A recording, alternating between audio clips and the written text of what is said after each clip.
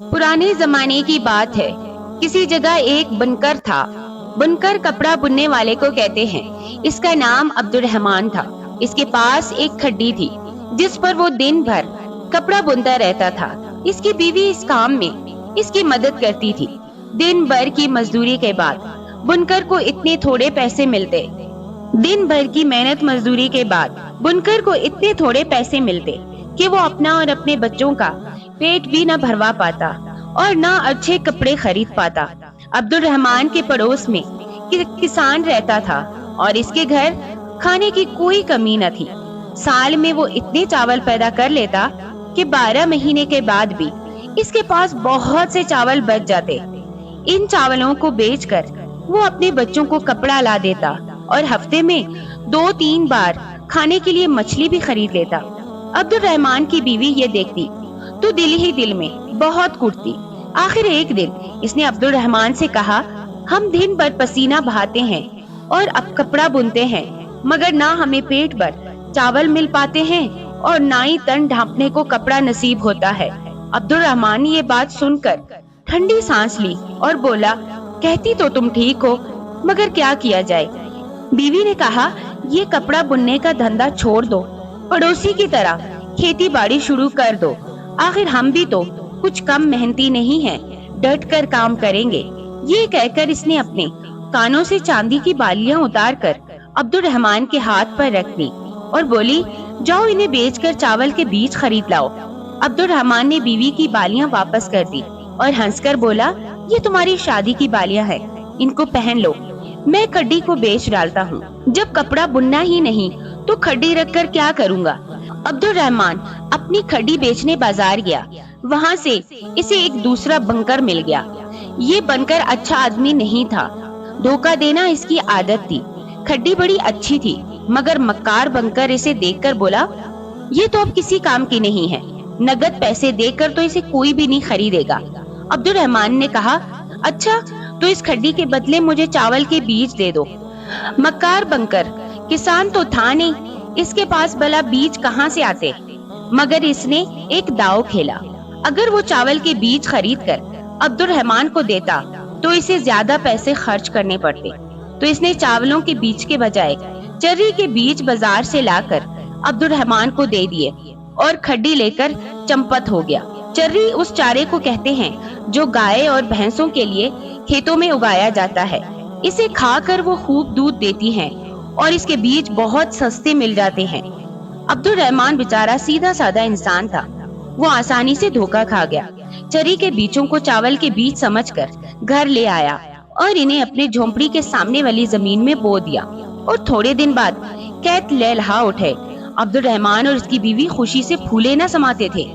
एक एक घड़ी गिन गिन कर गुजारते थे कि कब धान उगे और कब इनके चूल्हे पर एक बड़ी सी हांडी में खूब दुबक कर चावल पके। पौधे काफी बड़े हो गए थे, मगर मेरे धान की बालियां नहीं होगी। अब्दुल रहमान को फिक्र हुई। इसने सोचा, रात को कोई धान तोड़ कर तो नहीं ले जाता। बस भाई, अभी रात आई, अब्दुल रहमान जागता रहा, मगर कोई नहीं आया। सुबह के वक्त खेत में कुछ सरसराहट हुई। चौंक कर उठा तो क्या देखता है कि एक गाय पटर पटर करके खेत के हरे हरे पौधे खाए जा रही है। ये अजीब और गरीब गाय थी, ढील ढोल में कहने के बराबर, और सींग इतने लंबे जैसे लच्ची का दरख्त, और पेट ऐसा फूला हुआ जैसे बादशाही इमारत का गुंबद। तोतनी मारती तो सैकड़ों पौधों को उखाड़ डालती। अब्दुल रहमान ये देखकर गुस्से से लाल पीला हो गया। इसने दाहिने से अपना डंडा गाय के कमर पर रसीद किया, मगर गाय पर क्या असर होता। डंडे के टुकड़े टुकड़े हो गए। गाय ने घूमकर पीछे देखा और फिर दुबक कर भाग निकली। अब्दुल रहमान की समझ में कुछ और न आया। इसने गाय की दुम पकड़ ली और अरे अरे, ये क्या हुआ। गाय ने तो हवा में उड़ना शुरू कर दिया।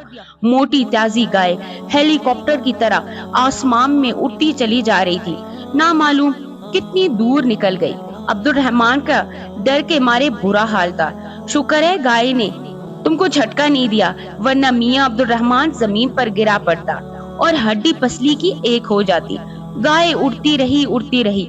आखिर वो एक छोटे से कुटिया के पीछे जाकर उतरी, जिसके आगे बहुत बड़ा मैदान था। कुटिया में एक फकीर रहता था। یہ گائے اس فقیر کی تھی۔ فقیر سینکڑوں سالوں سے اس جنگل میں بیٹھا اللہ اللہ کر رہا تھا۔ گائے کو دیکھ کر وہ اس کا دودھ دھونے کے لیے آگے بڑھا۔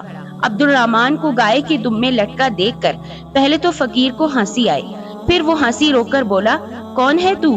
کیا چاہتا ہے؟ گائے کی دم چھوڑو اور پوری بات بتاؤ۔ عبد الرحمن نے ساری بات سچ بتا دی۔ فقیر کو اس پر ترس آ گیا۔